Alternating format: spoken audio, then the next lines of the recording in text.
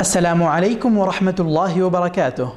الحمد للہ والصلاة والسلام علی رسول اللہ، اما بعد۔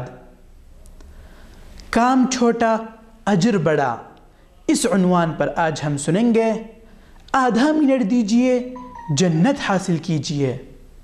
وہ کیسے؟ ہر فرض نماز بعد آیت الکرسی پڑھنے کے ذریعے۔ حدیث اس طرح ہے، عن ابی امامة رضی اللہ عنہ قال قال رسول اللہ صلی اللہ علیہ وسلم من قرأ آیت الکرسی دبر كل صلاة مکتوبہ لم يمنعه من دخول الجنة الا ان يموت۔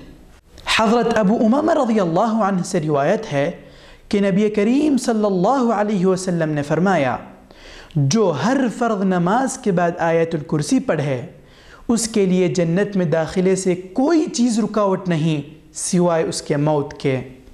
یہ حدیث سنن النسائی الکبریٰ میں ہے، حدیث نمبر 9848۔ ماشاء اللہ، کیا ہی آسان نسخہ ہے جنت میں داخلے کا۔ پھر جنت میں داخلے کے لیے دیر کس چیز کی؟